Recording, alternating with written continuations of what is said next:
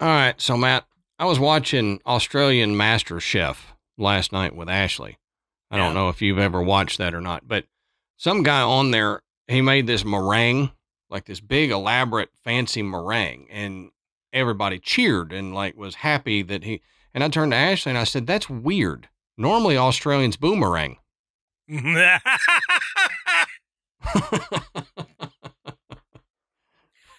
I can't believe I didn't see that one coming at all. Good. Good.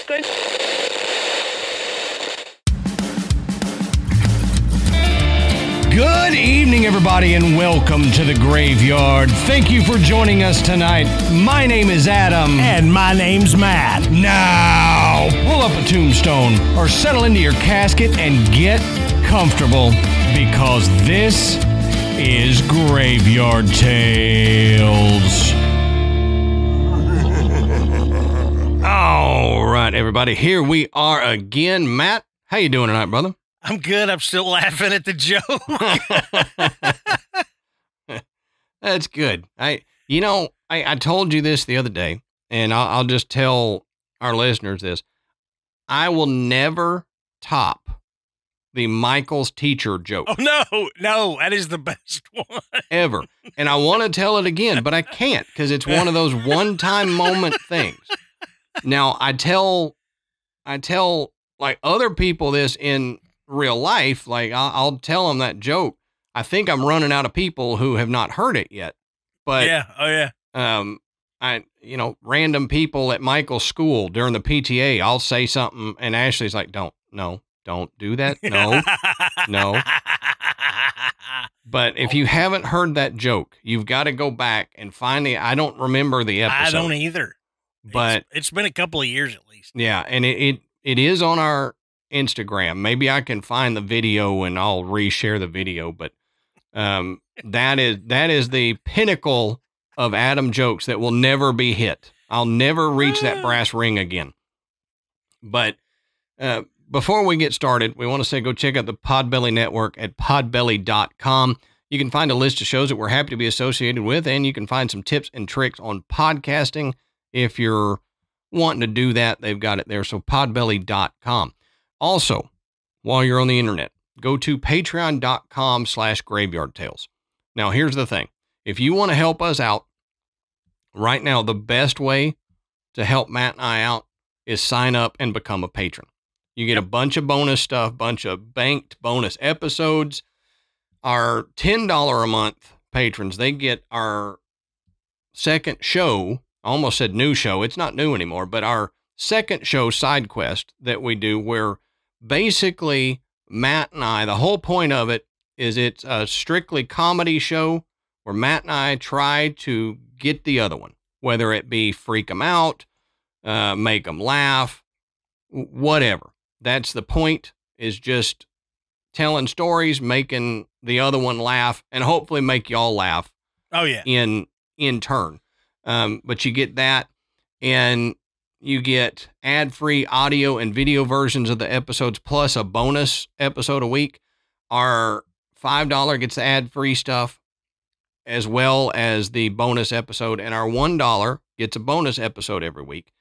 Now, the reason that's the best way to help us out is because our ads right now are in the tank. And I'm just going to be honest with you guys. I don't know if it's the economy, what it is, but we're not the only ones in that boat. I have reached out to our friends, and we're not the only ones in the boat, so I don't know what it is, but the ads are just not there. So the best way that you can help me and Matt is to go sign up, become a patron, donate to the show, and get a bunch of bonus stuff. Yeah. Look, we're not asking for handouts. We've got a lot of content for you. Yep. You'll get your money's worth. And it is not just extra Graveyard Tales. Our Patreon bonus episodes cover a huge array of topics. Most of the time, they are nothing we would talk about on Graveyard Tales. And our show Side Quest, like Adam said, it is totally different. It is not even remotely close to Graveyard Tales. we're not changing Graveyard Tales. We're going to keep this going. But if the work that Adam and I do is something you enjoy and appreciate, we would appreciate you checking out our bonus stuff, donating to the show. Like I said, you get a ton of bonus material. Yep. So yeah, check it out. Now's a great time. We're kind of in the dog days of summer. You need something to listen to out by the pool. Hit it. I mean, you got people going on vacations. You got a long road trip coming up. Now's a great time. Instead of buying that audio book that you're thinking about doing, sign up, be a patron and get all this extra content that you haven't heard before. Right. And just as a warning to y'all, Side Quest is not a kid-friendly show. This is true. Graveyard Tales is. Graveyard Tales, we try to keep PG-13. Side Quest is not. Side Quest is R-rated. We do cuss. We talk about stuff that, that's the show. Like Graveyard Tales, we said, we're not going to do anything that we don't want our kids to hear come out of our mouths. Yeah. Side Quest is what we talk about amongst friends. Yeah, exactly. So adult friends. So that is if you wanted to hear us talk about personal stuff and all that, go over there. Side Quest is the way to go. But the other way, we have that one sponsor, Undies, that still has a code. So go get yourself some Undies. If this wasn't a PG-13 show, I'd drop trowel and show you my sea turtle Undies that I'm wearing right now. Turtles. They're sea turtles, man. I love them. They're comfortable, and they keep my giblets nice and cool. So find our MeUndies code and use that, and that will help us out as well. They have men's and women's style, and they have bathing suits. Ashley just ordered me some bathing suits for this year from MeUndies, so I'm looking forward to getting those. Now, Matt, that's all I got. So why don't you tell us, what are we talking about tonight, brother? Okay, so tonight we initially were looking at a location on Prince Edward Island in Canada, and we actually discovered that there was more haunted activity going on this island than we knew about. Right. So we expanded a little bit and included some additional haunted information from Prince Edward Island. So we're going to talk primarily about the King's Playhouse. It's one of the most haunted places, definitely on the island, but it's on those lists of most haunted places in Canada. But we've also got a few other things that we're going to share with you, and we'll get into more detail as we go along. But the King's Playhouse, it's more active than you would think. Mm-hmm. Not necessarily frightening in any way, but definitely active.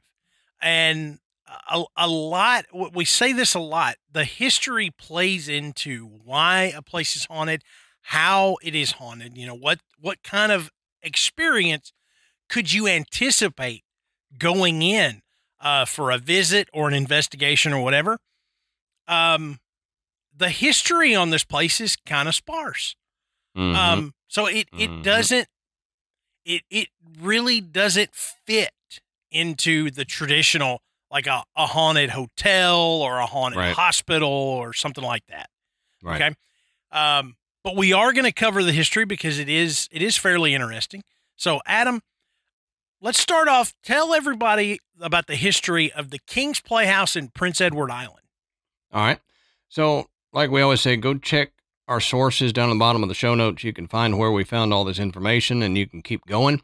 Now, one of the things that Matt and I talked about with the history being sparse is what was that song? Blame Canada. I'm just going to blame Canada for this. From South Park. Yeah.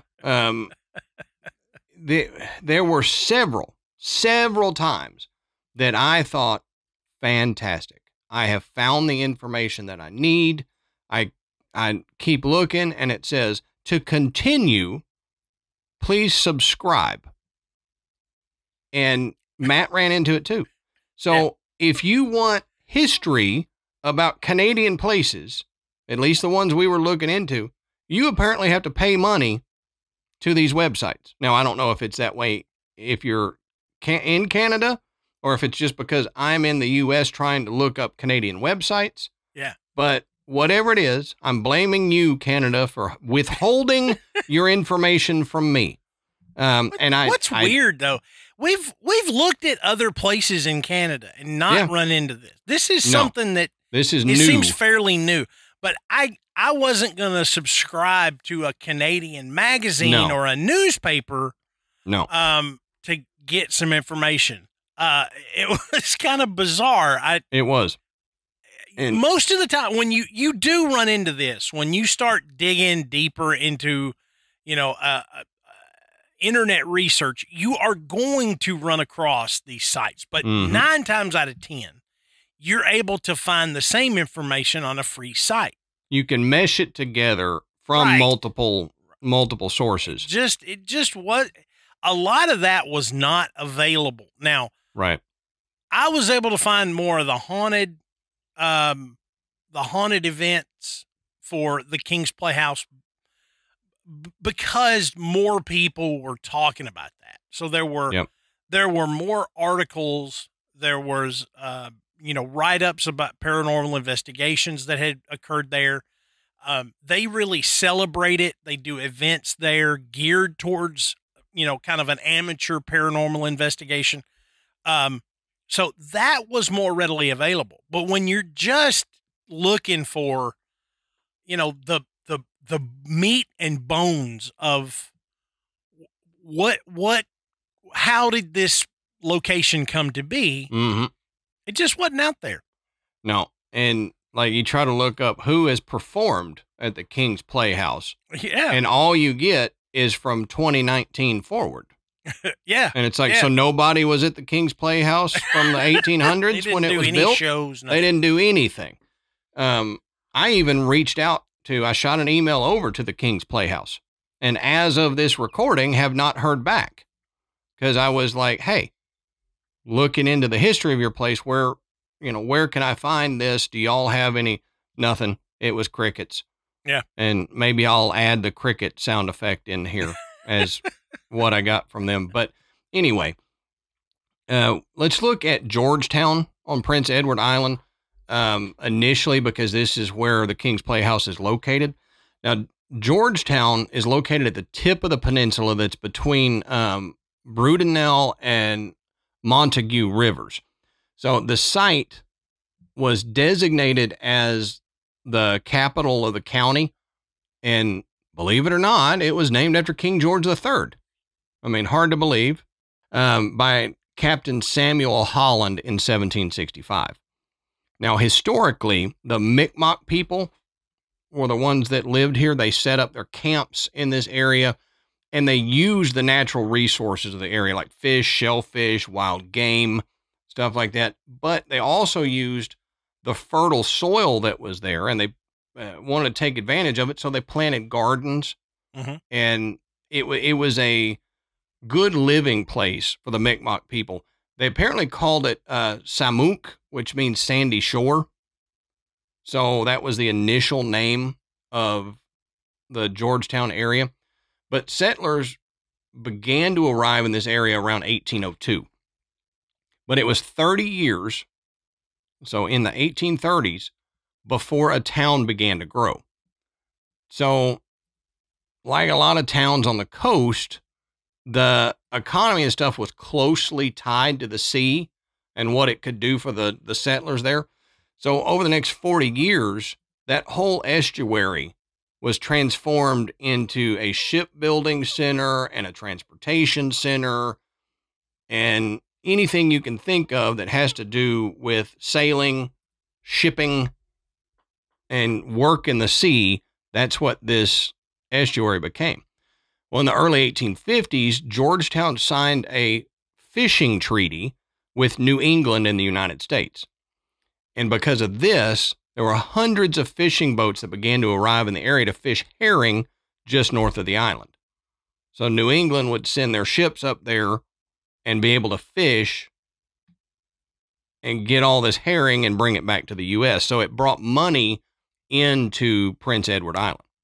Yeah, and I always have to go and look at the geography of some of these places because I can picture a lot of things in my mind, but when I look at a map, it never, I always am surprised when I look at a map. Do you know what I'm talking about?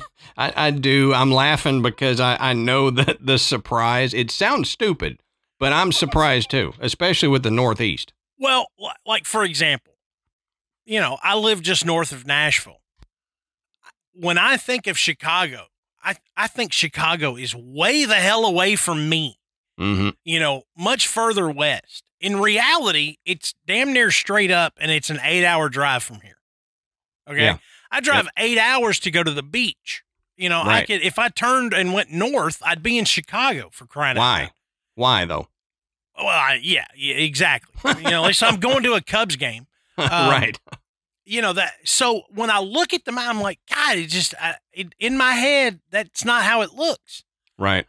So, talking about Prince Edward Island, so you're looking at the map, Prince Edward Island is not like, it's not like a Caribbean island. It's way out in the ocean. I mean, it's right off the coast of New Brunswick, which borders Maine. So, it's not, it's right there. There are sea passages, through that area that would take you right into the U.S.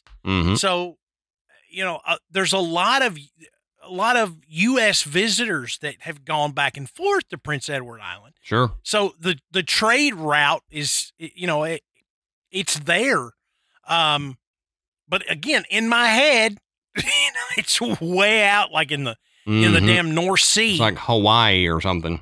Yeah, but it's not. Yeah. It's just right there. It just happens to be. It's like Long Island. It's like sticks out. Yep. It's right here. City's right over there. Yeah, and I know some people will say, well, that close, why do they have to do a fishing treaty with Canada so that we can fish it? Well, here's the thing. You may not think about it unless you do fish and unless you deep sea fish, but when you're talking about the shores and stuff of the country and the waters right off of it, they basically own that and anything in that water. So now you get however many miles, I don't remember, but out from the shore, then it becomes international waters. So you can do whatever you want to there. But like if we caught a boat in U.S. waters from Canada or Mexico and they were fishing, they would get a fine. We'd take all their fish, anything that they caught, and send them on their merry way. And it's the same with Canada. If they were to just have a boat from New England come up there and start fishing for herring without this treaty, the right papers, well, that's basically Prince Edward Island's fish. Yeah.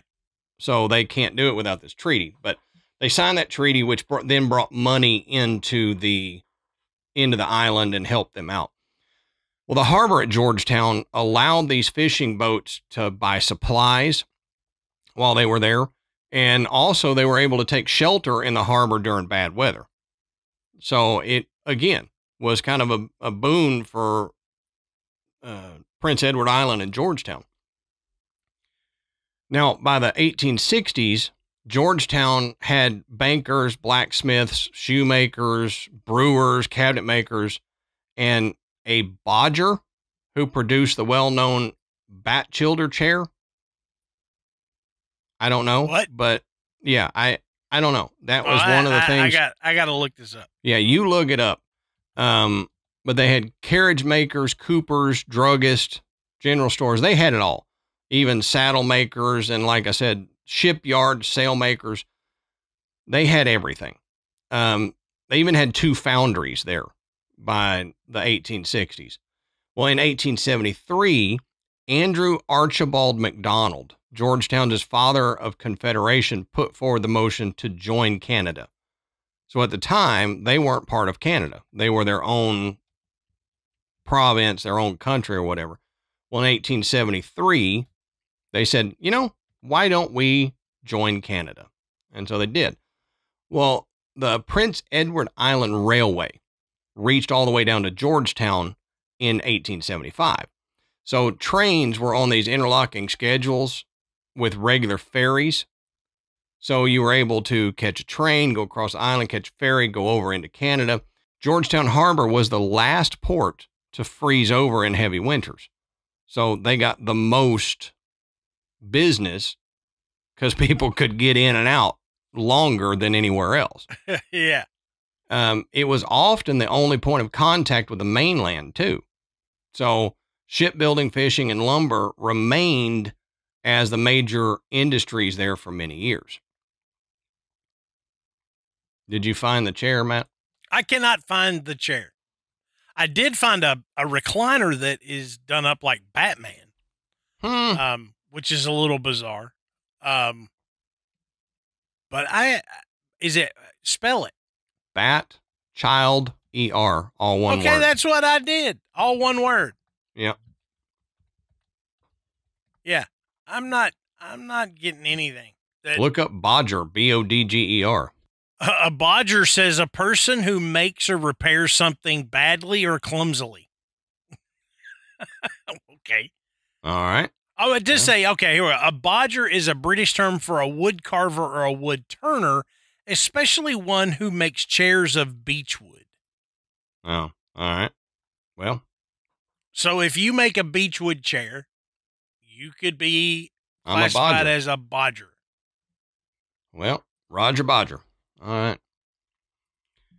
So let's look at the Playhouse real quick. Do a brief history on what I was able to find on Canadian information here. I'm still angry with you, Canada.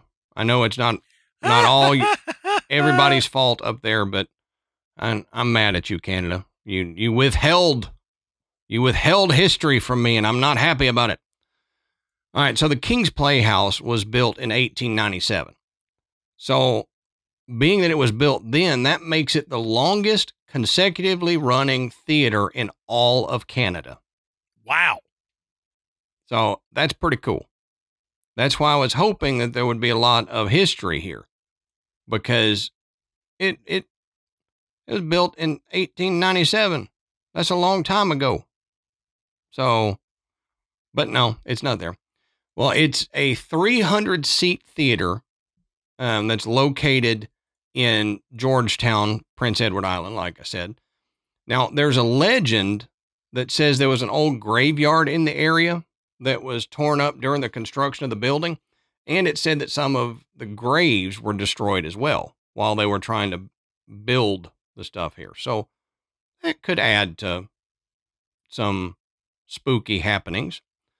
The building was originally designed by prolific architect William Critchlow Harris. He was well known for building churches, houses, and halls across the Maritimes. So it was built originally as like a multi-purpose town hall and theater in 1887, and soon became a gathering place for local and touring performers. They say even Harry Houdini performed there. So that's kind of cool.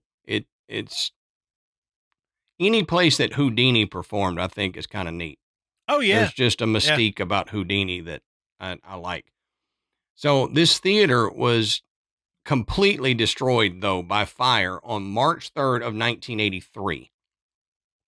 But because everybody there loved this theater, they didn't want to see it go. There were a ton of volunteers and help from the county. They rebuilt it and reopened it to the public 14 months later. A whole theater rebuilt in 14 months. Yeah, that's pretty impressive. Isn't it? Especially with all the work done by volunteers. Yes. Yep. You know, and surprisingly, it's still standing.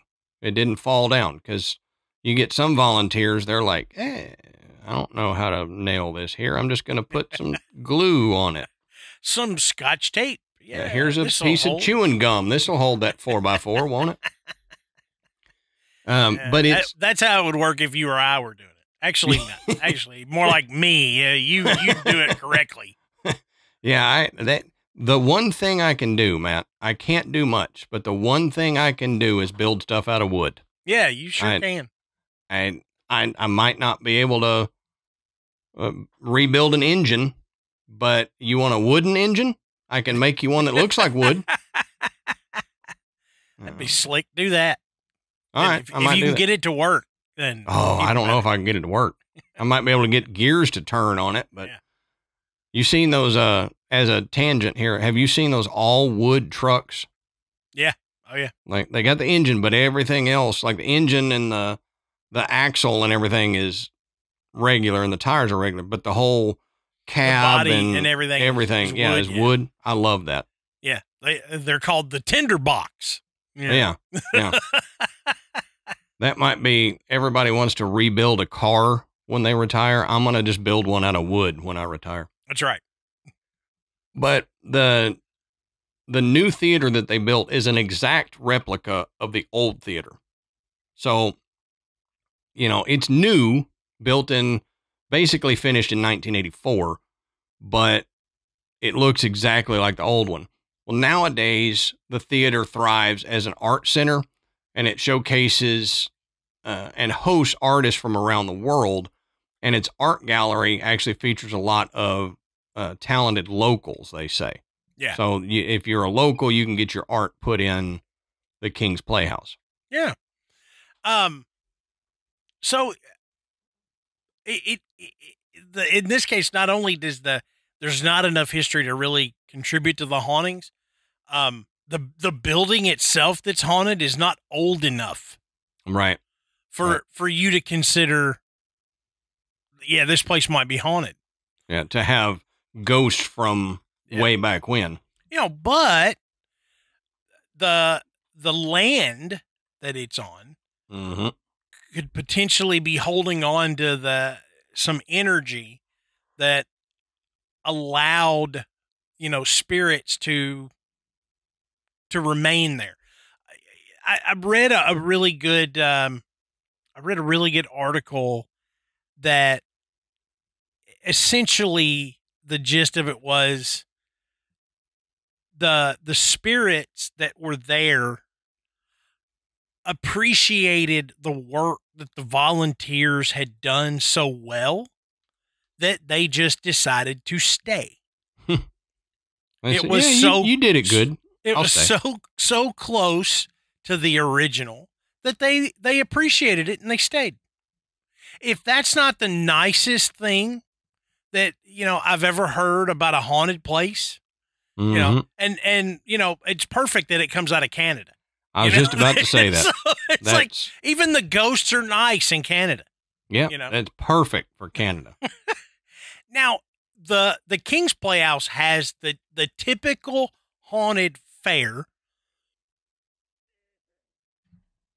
with visitors and staff reporting hearing footsteps, doors opening and closing, lights being turned on and off, and items going missing and then turning up in unusual places. Some visitors have even reported hearing their own names being spoken, which that's a little weird. If you're a visitor to a place you've never been there, to hear your own name, that can be a little disconcerting. You're walking through, you're kind of thinking, hey, they say this theater's haunted, and then you hear Matt. You're like, I hope there's somebody that works here named Matt, because if it knows my name, that's creepy. Yeah, Leroy. Or if it said Matt, eh? Yeah. Now, on one occasion, a former board member was taking a shower, and he called out for his 150-pound dog. Now, the animal began barking in the hallway and wouldn't come into the corridor. He just stood there and barked. So they make a point of it saying this is a 150-pound dog. It's probably not going to be afraid of much outside of a bear. Yeah. But whatever it sensed or it could see, it wasn't going to deal with it. It was going to stay right there outside of the corridor. Yeah. And it depends, I guess, on the breed of the dog, not to get too weird into the weeds, but I've known some 100+ pound dogs that are big sissies. Oh, yeah. Yeah. I got one. So, I live with one. Yeah. You know? Yeah. 100-pound bulldog that's afraid of everything. Yeah, right. He'll bark at it, but he ain't gonna mess with it, you know. Right. And the barking is just going, Dad, there's something over there, Dad. Pretty much. Dad, get it before it gets me, Dad. Now, paranormal investigators have done investigations in the King's Playhouse, and they do have investigations that are open to the public, as I mentioned earlier. And since it is a theater, the investigators typically do their presentations from the stage. Now, one night, one of the investigators used the captain's chair, okay, which is, we're going to get into, but there is a special chair there, as a stage prop during one of the shows. Now, during that particular show, there were an array of technical malfunctions, okay?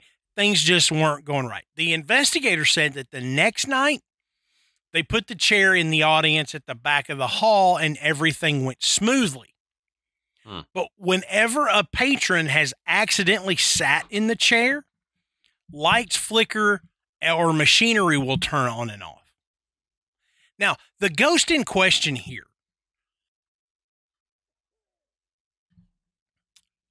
is affectionately known as Captain George.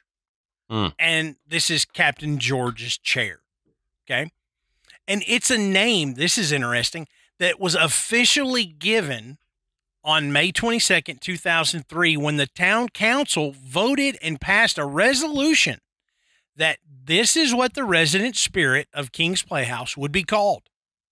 I heard about that. Yeah. That's really cool, actually. And I watched a show where they actually showed a framed, it looked like the original. It had the seal and everything, that had all of the information, an official statement that said, from this point forward, this entity, this spirit, will be known as Captain George.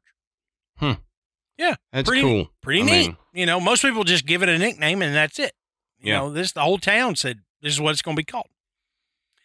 Now, Captain George does more than just turn the lights on and off and get upset if somebody sits in his chair, which they do keep vacant for him, and it now sits front row center, and it is reserved for every show, and no one sits there. But the apparition of Captain George looks like a military captain, and he visits the theater during showtime, typically seen carrying a lantern and dressed in a long coat. So, the old sea captain, the statues and the pictures and everything, the long coat, the white beard, the pipe and the hat, you know, the weathered sea captain. That is what people describe the apparition of Captain George. Kind of like the fish sticks guy, except not in yellow. He's in like dark you colors. know, if you've looked, the Gorton's fisherman is now he's now like in a rain outfit. Because you know I like to make fish tacos cheaply, and you know those Gorton's fish planks are perfect for the fish tacos we make. And I noticed that. I was like, has he always worn like a raincoat and a rain hat like you would see on a ship? I feel like he has, but maybe. I don't know. They've updated him. You can tell he's definitely newer. He's a little more modern looking now. On a random note, you said fish tacos. I have to say this, but we buy fish sticks all the time. Yeah, because Michael will eat them, but also because I like fish stick sandwiches. Now I don't know if you've ever done it, but make you about 5 or 6 of those fish sticks. All right. Get some bread. You can put whatever condiments you want on there, but I put a little bit of mayonnaise and then some hot sauce. And then I put a little bit of cheese, the fish sticks, and then I dump malt vinegar all over those fish sticks and make me a sandwich like that. You make a Filet-O-Fish. If you used a hamburger bun, that'd be it. But Yeah. it's essentially a Filet-O-Fish sandwich. Basically, Filet-O-Fish with malt vinegar and hot sauce. But if you're never done it, my dad taught me that as a kid because he was a single dad for a while. Yeah. And stuck with it. I like it. Fish stick sandwiches. Look, and here's a tangent. If you've never eaten a Filet-O-Fish at McDonald's, Never have. You sit there and you look at their menu of burgers and chicken, and then you see this one fish sandwich. Mm-hmm. Okay, one fish sandwich. It's fantastic. I'm not kidding you. I've never had it. It is fantastic. Now, when I rarely go to McDonald's, but I remember 20 some odd years ago, I got on a kick, man, and I don't know why. I guess I needed to eat and I didn't want a burger at that. And I said, give me a Filet-O-Fish. I've never had one. Let me get one. And I was like, this is awesome. And so I got on a kick where, for about a year, if I went by McDonald's, that's what I got, Yeah. And years ago when they would run them, like you could get like two for $2 or some kind of crazy crap like that.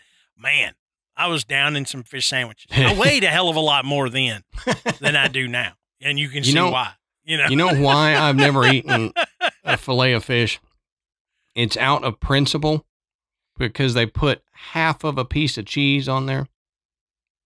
I guess I never realized it was half of a piece of cheese. Yeah, they cut the cheese slice in half, and you only get half a piece of cheese on a Filet-O-Fish.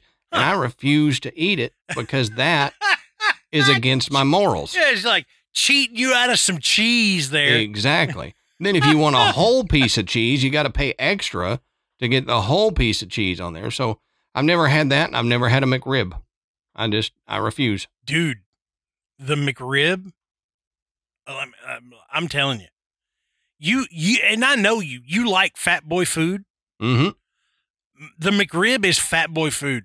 Now, there is absolutely nothing about the McRib that is similar to ribs other than the flavor and the barbecue sauce.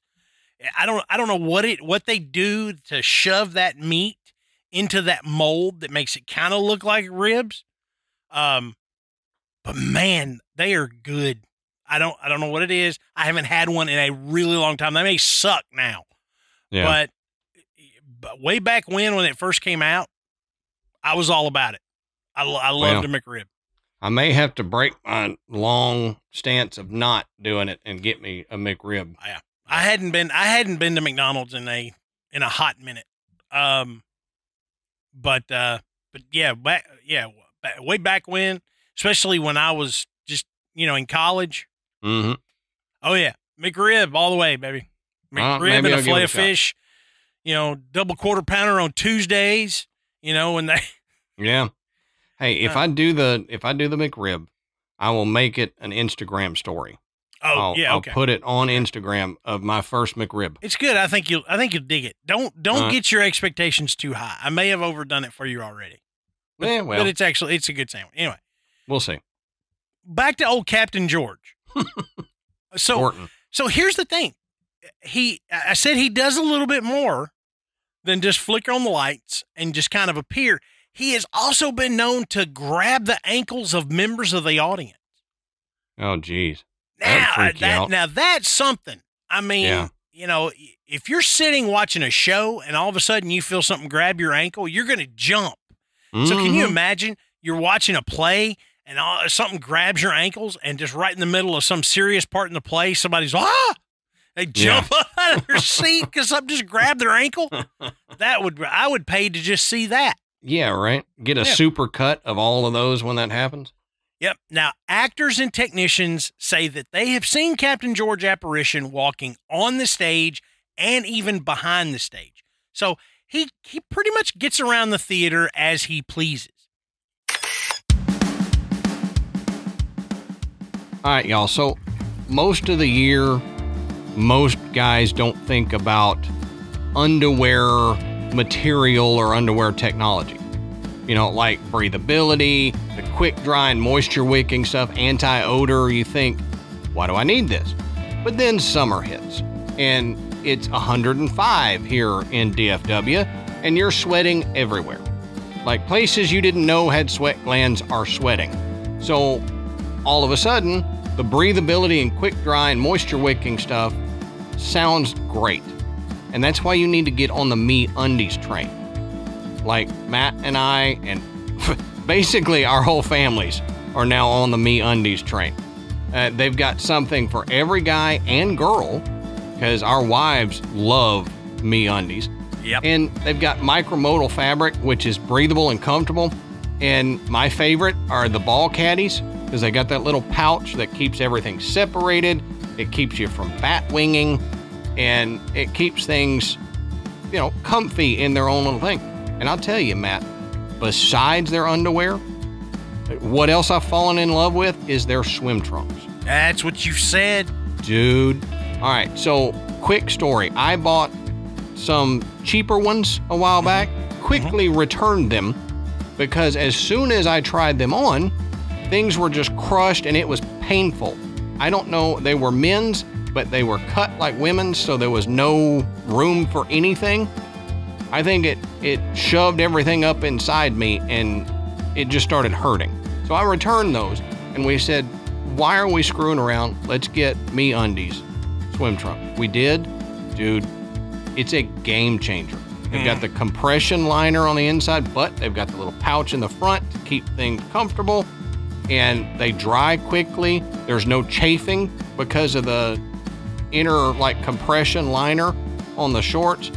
And dude, it is a game changer for swim trunks. Michael even said, I need more of these. Can I have more of them? And you know, most of us don't care as kids what our swim trunks are like, but when you get a good pair, you know it. And That's right. if you go in the pool, and ladies, Ashley loves her Me Undies bathing suit, so don't just do underwear. Go get their swim trunks, their bathing suits. Everything they got is fantastic. Yeah, Amanda's got a bra from there. She absolutely loves it. You know, Brooks, Miranda, and myself, we love our Me Undies. And you know what? They've got style for everyone. You know, especially like if you're like me and one of the men that suffer from this, you know, this condition known as no acetol. And they've got a cut for your butt. I promise. Over 10 different styles, ranging from boxer briefs to jock straps. The pouch underwear, as Adam mentioned, the ball caddy that keeps you from bat winging and sticking everywhere. It really gives you support in over 100 different colors and prints, ranging all over from classic black to dinosaur. And they have unmatched comfort. Me Undies signature super soft micromodal fabric is breathable, stretchy, and oh so comfy, making it ideal for all-day wear. If you need something even more breathable and summer-proof, check out the Move Me line, which I just ordered, with Breathe Fabric, which has moisture-wicking and anti-odor technology, perfect for working out or just keeping you extra cool on these sweltering days. So if you want to be like me and Adam and Amanda and Ashley and all of us who are thrilled with our Me Undies, all you got to do is go to meundies.com/graveyard. That's meundies.com/graveyard, and you'll get 20% off your first order plus free shipping. That's right. Go to meundies.com/graveyard, GRAVEYARD, and you'll get 20% off plus free shipping. Me Undies, comfort from the outside in.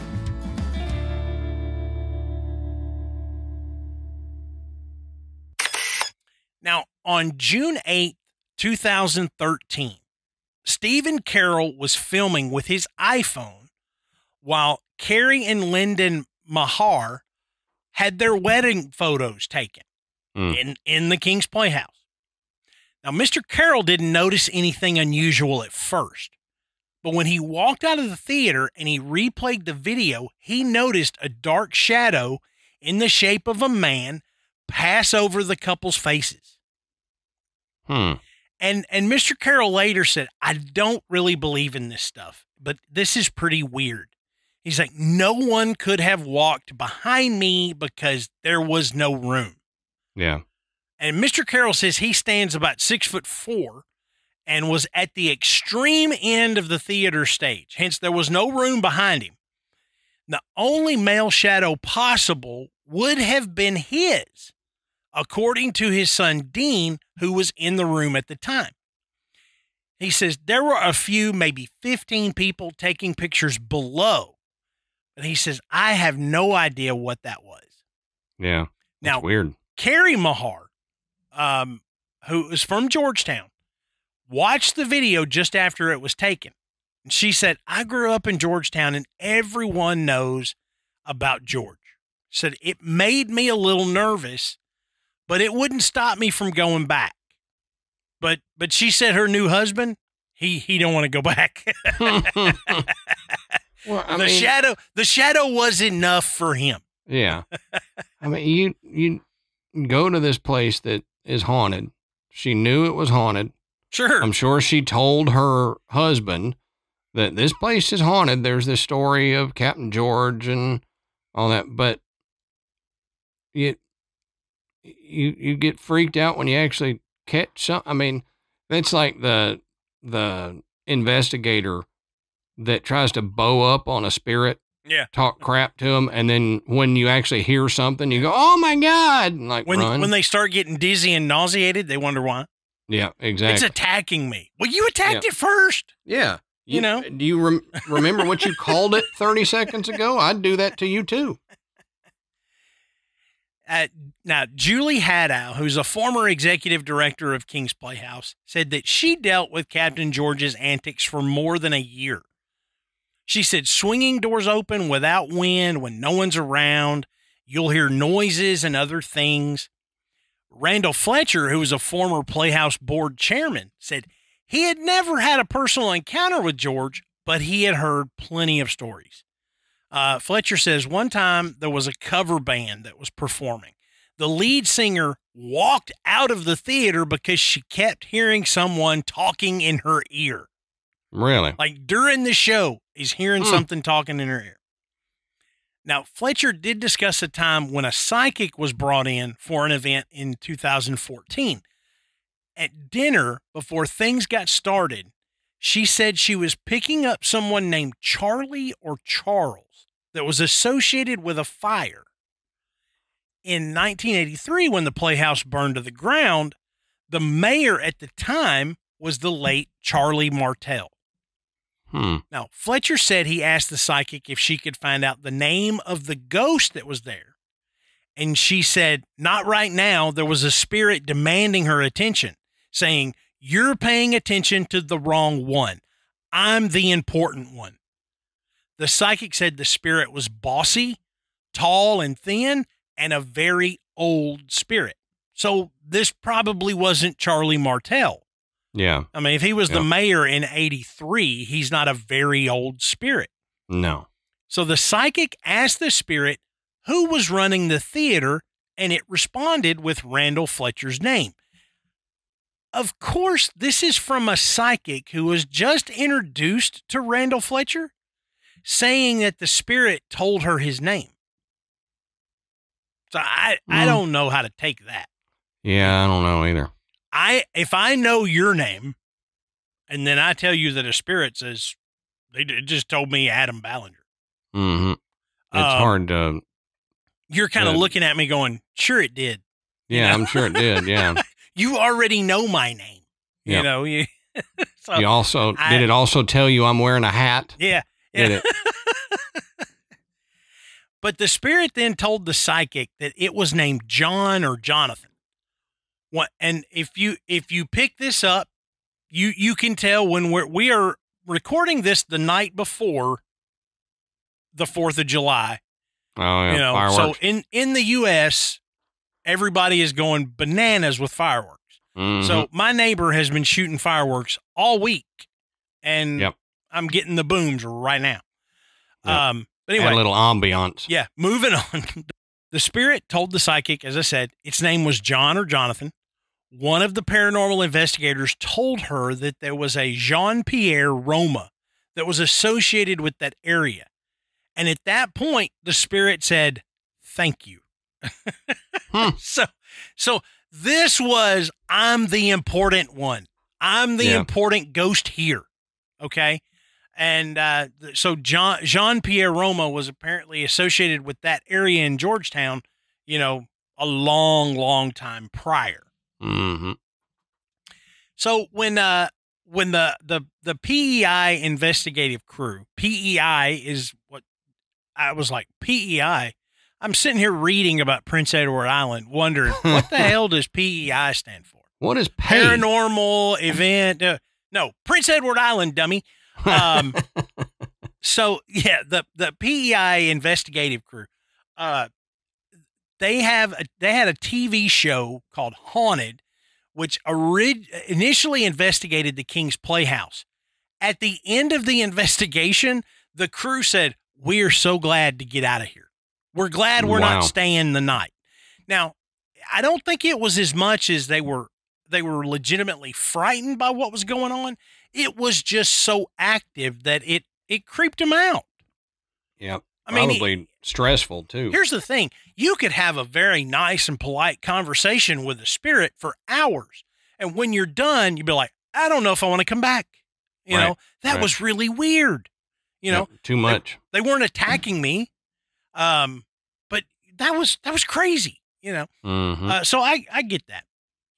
Now, Dylan Garland, who is the TV show Haunted's photography director, said that the team definitely had some unusual experiences. He said, "We had movement with stuff, visual movement with a couple of things in the theater area of the King's Playhouse. Very heavy stuff that shouldn't have been moving. Mainly what got me the most was in the back area of King's Playhouse. There's a park area. Said we heard footsteps back there that we couldn't explain." And Garland said inside the theater, one of the large light fixtures started swinging in an abnormal way. Said it was like somebody somewhere with a fishing wire. They were hauling it one way to get the momentum to swing the other direction. But these are big, heavy chandelier-like light fixtures. They're suspended high enough that you're not going to be able to reach up and push them. Right. You're not going to be able to blow them. And indoors and without any wind blowing inside or anything like that. Apparently they are large enough that, an air vent blowing directly on it wasn't going to be enough to cause it to begin to move, or at least in a fashion that they're describing. There's a big difference between something kind of shaking back and forth to you feeling like that looks like somebody is tugging on it with a fishing line and then letting it go. Somebody's swinging. Starting it to swing. Yeah. Garland said that the crew also captured disembodied voices upstairs in the theater. So, a whole gambit of different experiences, none of which are horribly scary. Seems fairly innocuous, but very common. I found numerous stories that I didn't include because there was, they were very anecdotal. 2 actors rehearsing late into one evening for an upcoming performance, and they go backstage and come face to face with Captain George. Yeah. A maintenance guy, or maintenance woman, I'm sorry, walking across the stage and hears whistling. Or a crew member coming through at the end of the night, turning off all the lights, only to turn around and find that they're all right back on. Those kind of things. Of course, if you're in an empty theater at night by yourself and you turn off the lights and the lights turn back on by themselves, yeah, that's probably going to creep you out a little bit. Sure. Okay. Sure. But nonetheless, this is a lot of activity for a small theater in a small town on an island. Mm-hmm. And, I did find some stuff, and Adam and I talked about this the other day, that it wasn't documented well, but there was some indication that there was a graveyard underneath the original theater. Yep. And that when the original theater was being built, that one or two of these graves may have been disturbed. Of course, at that time, they're not going to really just halt construction. But as I said at the beginning, there seems to be an energy that would have held spirits in that particular place and in that ground in the land. Mm-hmm. And that's why a fairly new building would have this much paranormal activity. Yeah, I think land has a lot. It was just holding on to it. Yeah, land has a lot to do with hauntings, I think. Yeah. Oh, yeah. And I think in a lot of ways, if you can find the history of the land, that is where you're really going to see the reason behind the haunting. Now, not necessarily the building. If you've got a castle that was built in the 1200s and all this violence and death and things occurred in there, or they had one of those oubliettes where they just pitched people down at the bottom and left them to die. Yeah, you think, oh, well, this is why this place is haunted. That would explain the spirit that was there, but it doesn't necessarily say why it was haunted. It's the energy. Something is holding on to that energy. A big stone castle? Yeah, probably. But what about that land? What happened where the castle was built 1,000 years ago? Yeah, because there are places with similarly tragic histories that don't have quite the extent of paranormal activity, but then other places do. Mm-hmm. So there's something about the land that causes an amplification of it, or that's a good acts term. Like a lockbox to hold it in. Yeah. Yeah. It somehow amplifies it so that the living either can recognize it or interact with it. Mm-hmm. Yeah. Mm-hmm. All right. So, that's the King's Playhouse. I told you we found some other places. Right. Let's talk about the West Point Lighthouse, Adam. All right, let's do it. And I am a big fan of lighthouses. Mm-hmm. Like, I don't know why, but I think they're cool. And when we go to Florida, we try to tour a lighthouse just because they're neat. Oh, yeah. But the West Point Lighthouse, now construction of this lighthouse, it began in 1875. So it's an old lighthouse, and it was done by the contractors Mugridge and Company. And apparently they were a big construction company, contractors at the time. This was the first lighthouse that was built on Prince Edward Island by the federal government following the Confederation in 1873. So it's associated with the transfer of responsibility of the navigational aids from the colonial government to the Federal Department of Marine. So it's I guess it's very significant in the sense of the colonial government is handing over that responsibility to basically the federal government.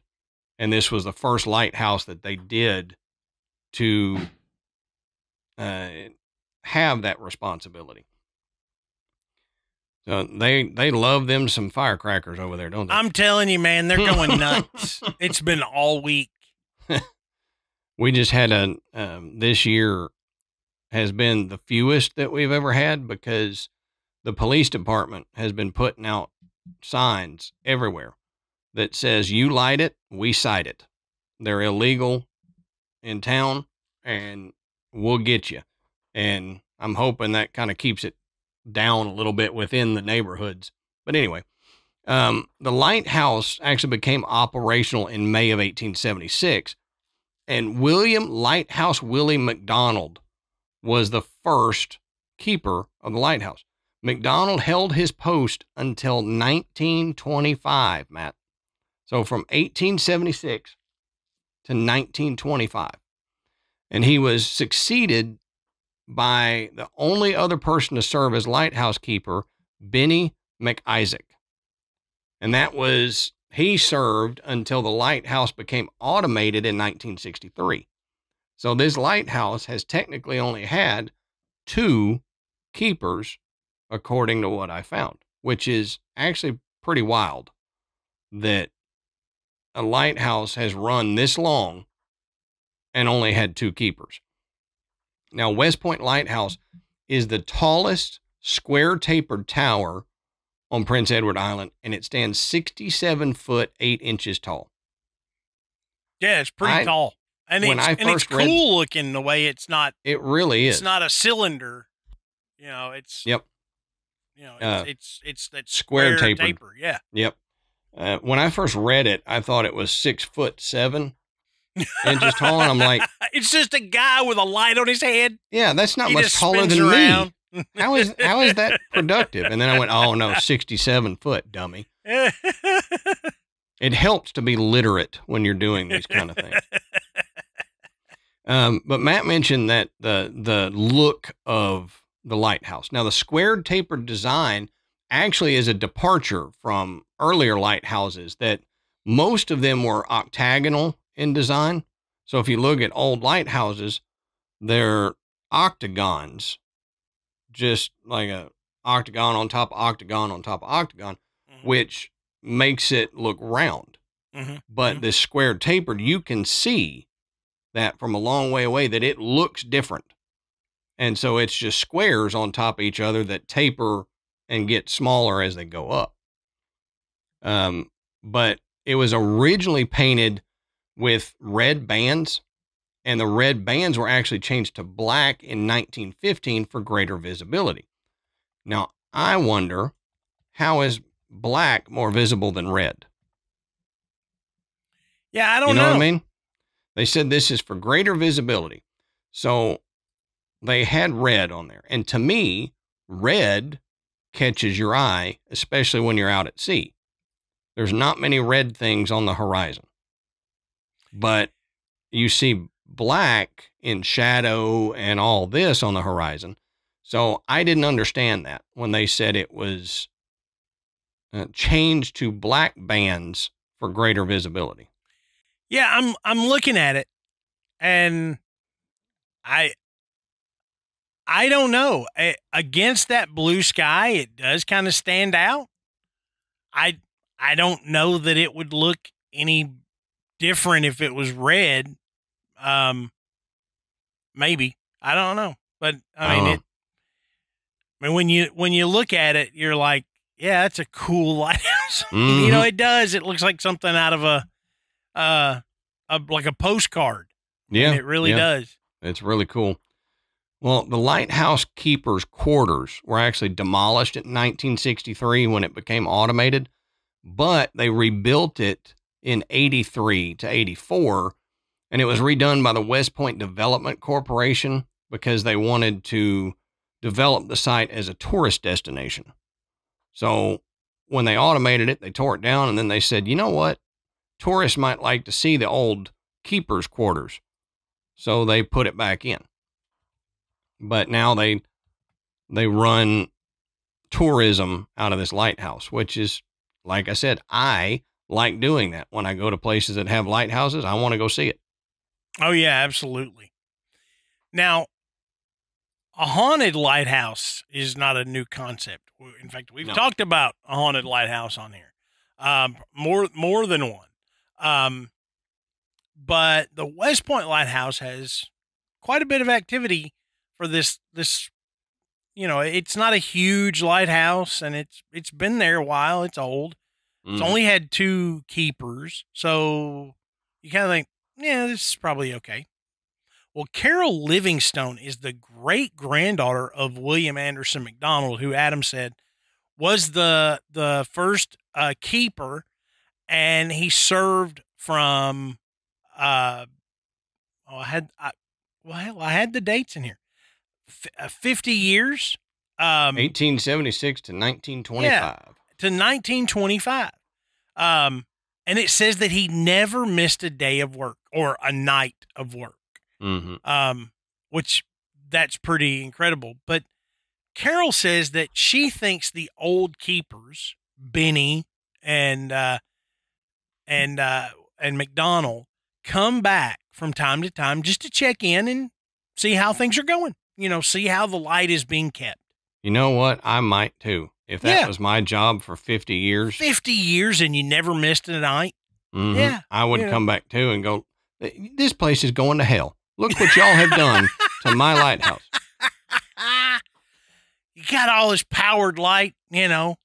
Back in my day, you had to, kindle the flame and fix get the up there oil. And light it yourself. And if you got a hard wind, it would blow it out and you had to run up there and get it. Bunch of sissies now with an automatic light. Now, after the lighthouse was converted to an inn in 1987, Livingstone volunteered to check the property on nights when the manager and his wife were away. So one night she recalls walking up to the top, and on her way down, she passed the keeper's quarters on the second floor. She says, I thought I got a glimpse of something. A bearded man over in the corner by the window on that floor, on the second floor. She said, I thought, that's odd, and blinked again and didn't see anything the second time, so I filed it away as just one of those unusual things. But when Livingstone told another one of the volunteers, that volunteer had a similar story. She said one evening when she was staying there, she went up to the top, checked everything out, and on the way down, and locked the lighthouse door. Lo and behold, she looked up and there was a light on in the bedroom. The same bedroom that Livingstone said she thought she had seen an apparition of a bearded man. The volunteer went back into the lighthouse and turned off the light. But as she got in her car, she looked up and the light was back on. She said she decided if there was something in there that wanted it on that bad, they could darn well have it. I'm not going back. I would have been like, I'm not going to go up these daggum stairs again to turn this light off again, because I know by the time I get down, they're going to have turned it back on. So leave it on. We'll let the daggum light burn out. Yeah. But it is widely believed that the apparition that is seen is that of William McDonald, also known as Lighthouse Willie, who served as the keeper, like Adam said, 1876 from 1925. See, I did have the date. But Lighthouse Willie is considered a friendly spirit, but does seem to have an affinity for messing with the inside lights. Guests and staff at the West Point Lighthouse Inn and Restaurant have reported mysterious lights that turn on by themselves, voices out of nowhere, cold spots, and apparitions. Now, in the late 1980s, a group of board members were at the lighthouse in March looking at plans for a kitchen renovation. It was dark when they left, and they said they carefully turned off the power except for the switches that went to the main light. Livingstone said she had left the drawings in the kitchen, so she took a flashlight to go back and get them. Remember, they turned off the power to everything but the lighthouse light. As they were leaving, Livingstone said someone from the community rushed up and asked them for help, looking for a man who had gone missing, just out of the blue. The board members divided up to search the lighthouse, and when they got to the kitchen, all the lights were on. Remember, they had turned off the power, okay? Not just turned off the light, they had turned off the power. Livingstone said it wasn't 10 minutes. We had shut everything off and had to use a flashlight to go back into the kitchen. So in addition to McDonald's spirit, there is the apparition of a burning ship that sank centuries ago that has been reported many times within the nearby Northumberland Strait. So from the lighthouse, there is this phantom burning ship. Yeah. Now, the legend for this ship is that the crew made a deal with the devil to save themselves from a storm, and they are cursed to burn for eternity. Oh, geez. So that's a pretty creepy story. It is. Now, Carol Livingstone recalls one evening when she and her sister Elizabeth were driving to a function at the local Legion. As they drove up Shore Road, they noticed flickering lights out on the sea. The sisters pulled over to get a better look, and they were shocked to see flames engulfing the masts of a ship. Now, Carol said she had heard the legends of a phantom ship, but she never imagined that she would actually see it. So Carol recalls that the evening occurred in the late 70s, early 80s, so there were no cell phones with cameras. Mm-hmm. But she did have a new She did have a new film reel camera in the back of her car, which she retrieved to try to get some photos. She said there was no fog, no mists, and the sisters had not had anything to drink that night. She explains that the image was extremely vivid. So the excited ladies got back in the car, worried that they would be late for the event, but couldn't resist pulling over again to get one last look. But the ship, as well as the flames, had vanished. Oh, wow. And unfortunately, Carol's film was overexposed, so the evidence of the event was gone. Yeah, that dang flim rim camera. The flim is okie dokie. Now, there are also tales of a 60 to 80 foot long sea serpent swimming in the waters near West Point. This is a lot going on at this one lighthouse. Yeah, I love this. Now, this story was first told by the Mi'kmaq people that were the early settlers prior to Europeans arriving. But even as late as the summer of 1992, there were 9 documented reports of people witnessing this.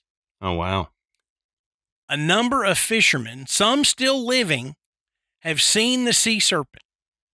So one lady in Glenwood has no doubt about the validity of the story because, in her words, the minister's wife saw it and she wouldn't tell a lie.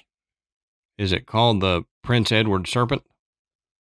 They don't really, I didn't find a name for it, which is odd.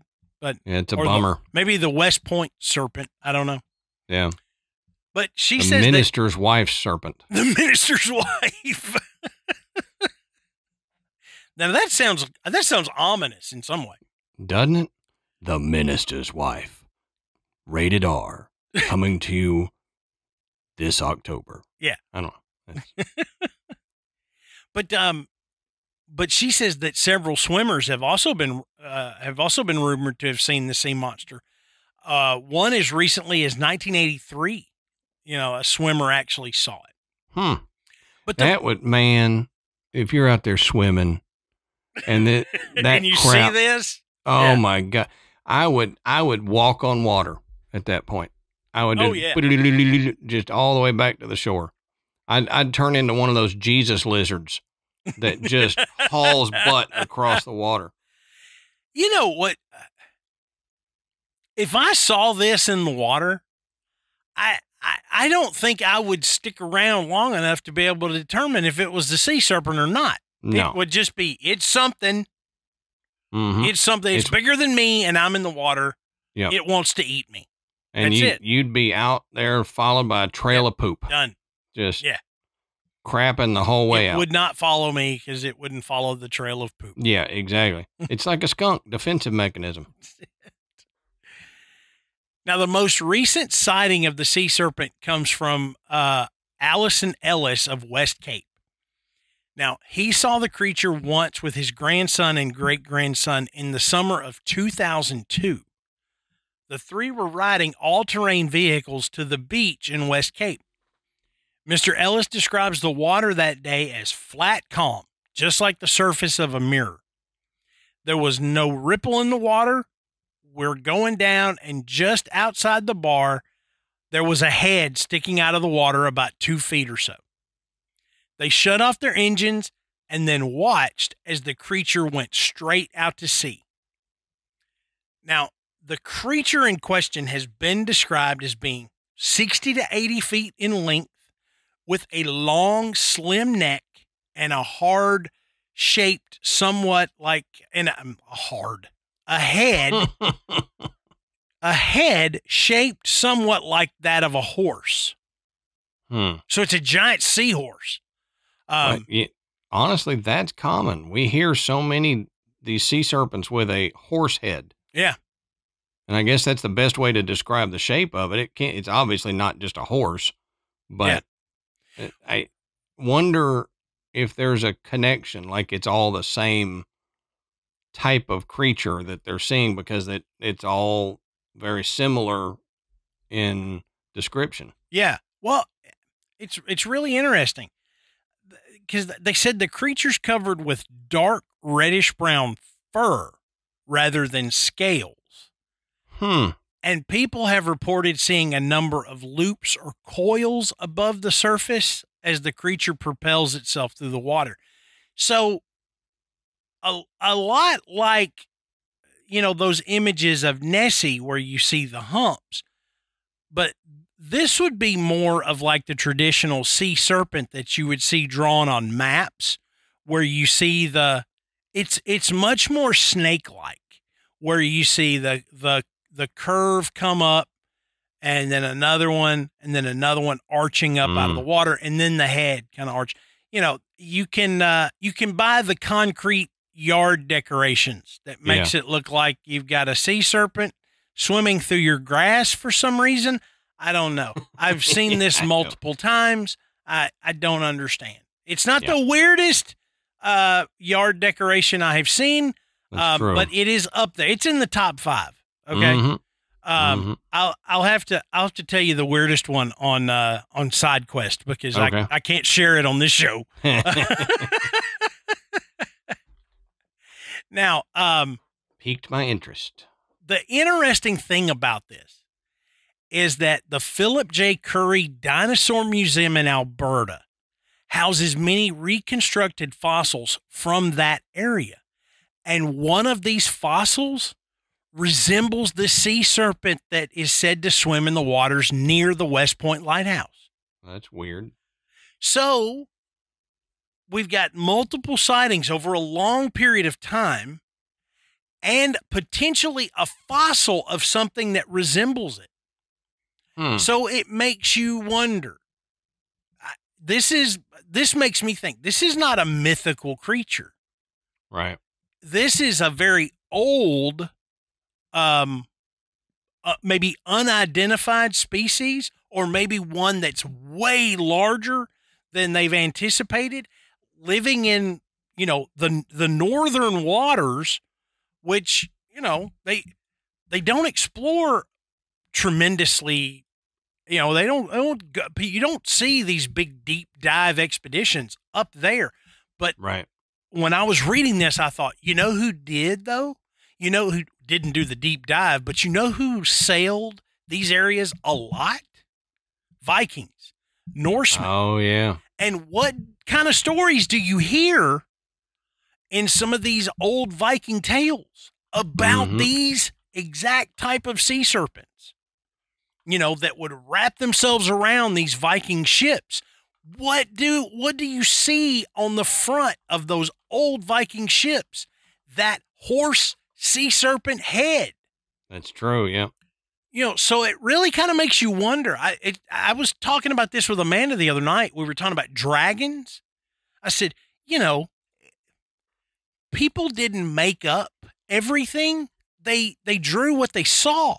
Mm-hmm. So it really makes you wonder, were there creatures that were similar to this that people saw at this time? Especially like when you talk about ancient China and, because that dragon imagery, also very similar to this type of sea serpent. Yeah. You're like, was there a creature in ancient China that inspired these drawings? Did they just, the artist just completely make it up? There are so many of them, you have to think they got inspiration from something. It may not be that fire-breathing idea when we hear the word dragon, but there could have been a creature that had that look that, we now have termed a dragon. Mm-hmm. But I mean, think about it. Artists, movie producers, authors, they've all done it. They've taken a creature that we know and given it either some type of anthropomorphic characteristic, or they've given it some type of superpower, whether it's a gigantic bird, that could swoop down and pick up a grown man off the ground. It's some kind of insane bat that is giant screams and can deafen people, whatever, so you see this big creature, and at some point this creature breathes fire. Yeah. In some type of painting or imagery or story. So that always fascinates me. But when I read this, I thought, what, the Vikings talked about this. The Vikings had imagery like this. And now we're talking about people on, this side of the Atlantic, mm-hmm. having seen something similar and fossils that indicate that maybe there is something out there, or there was. Yeah. It's fascinating. But it was really cool to me that you've got all of this going on right on this one island. Everything from, you got a haunted theater, you got a haunted lighthouse, you've got a phantom ship, and now you've got a sea serpent all around this one island.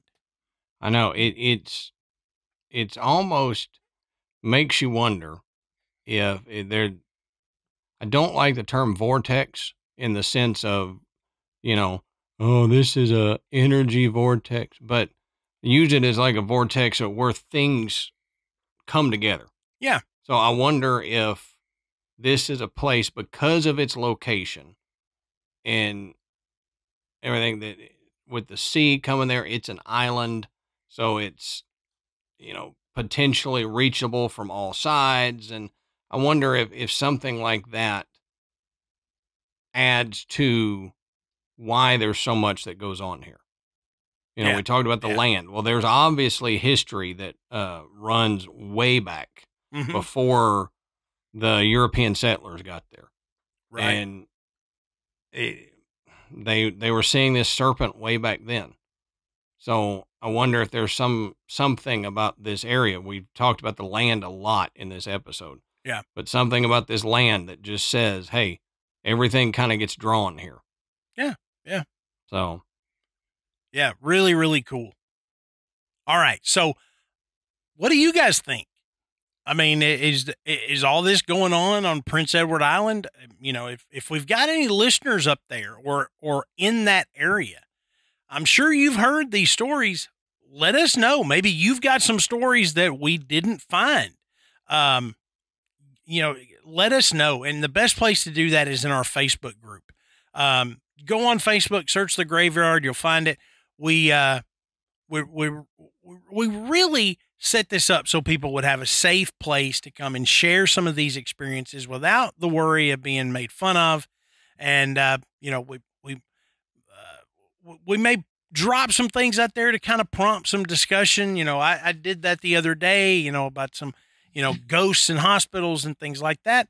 We love to share the jokes and the memes, but it's a great place to come and and share or hear some of these personal experiences. So if you haven't checked that out, please do.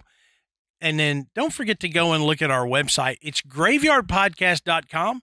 And there you can find links to purchase Graveyard Tales merchandise. You can listen to the show, and you can become a patron. And as we talked extensively at the beginning of the show, look, we've got a huge back catalog. You get our other show, Side Quest, for our $10 folks. Look, it's a great way to help out the show and get access to some fantastic material that we've put out over the years. So don't forget to rate and review us on iTunes. Remember, it helps us come up the charts, and it makes it easier for people to find the show and just brings more people into the graveyard. So until next time, we'll save you a seat in the graveyard. See you soon.